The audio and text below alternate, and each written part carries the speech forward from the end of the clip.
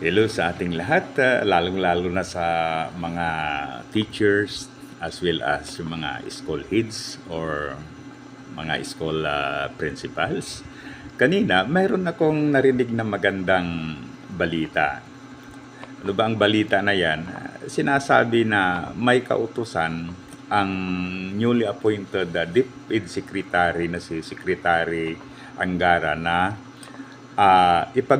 ipagpapaliban daw yung pag-prepare at pag-submit ng school reports. Okay? Para sa akin, napakaganda yan. Bakit? Kasi every school opening, yan talaga ang isa sa mga mahirap at saka very stressful job yung mag-submit o kay mag-prepare at saka mag-submit ng school reports.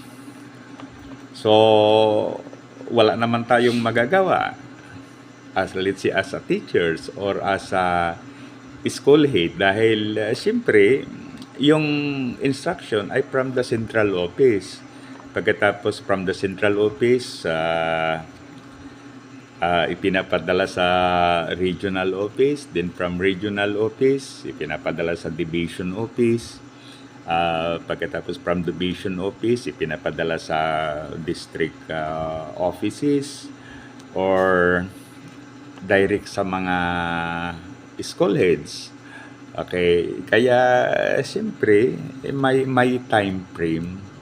Kaya instead na maipokus yung trabaho o effort ng mga teachers at school head in preparation for the school opening ay siyempre kwan sila dyan i-spend nila yung time at effort nila for the preparation as well as submission of such report. So, ganun yan, Kaya, siyempre, yung time nila ay divided doon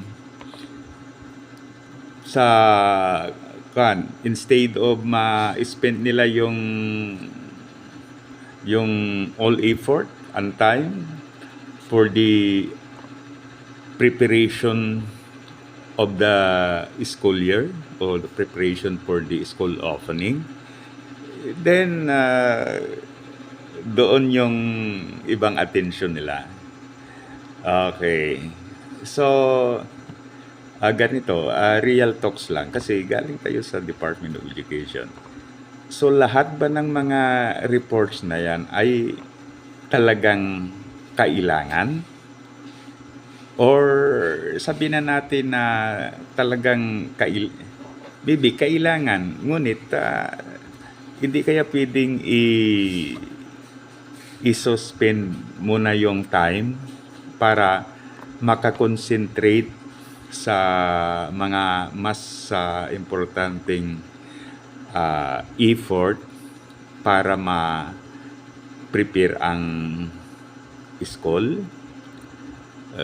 Okay, so magandang ikuha natin. Let's think of it, Okay, kasi ganito yon Ano ba yung report? So maybe concern ang mga teachers din. Concern ang school head. So siyempre mag-gather sila ng data, mag-survey sila and so on. Kaya yun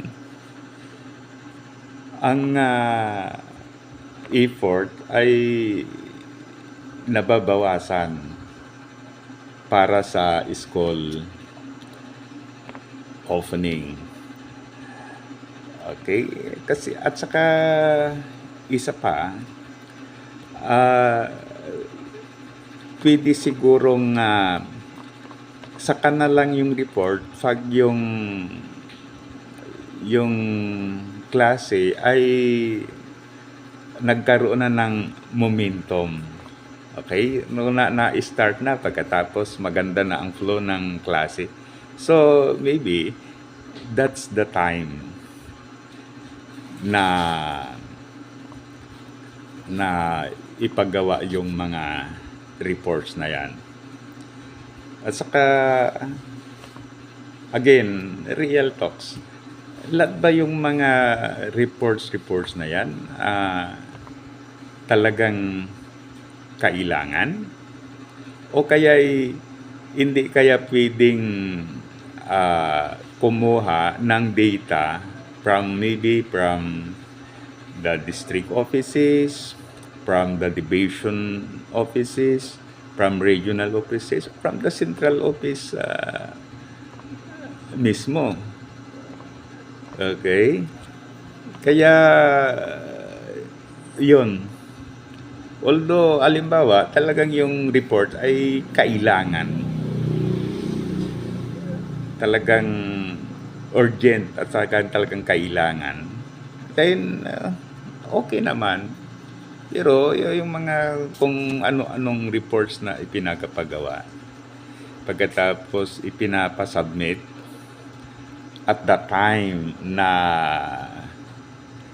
mag-i-start yung klase, kung saan dapat ang concentration ng mga teachers at the school heads ay sa conduct ng classroom instruction. For me, hindi dapat. Okay? Real talks lang. So, sana maganda rin sana maging kwan din ito, yung thought na yan, ay maging eye-openers sa mga nandoon sa taas. At saka, of course, with regards to that instruction, saludo ako sa ating new DepEd Secretary. Tama lang yan.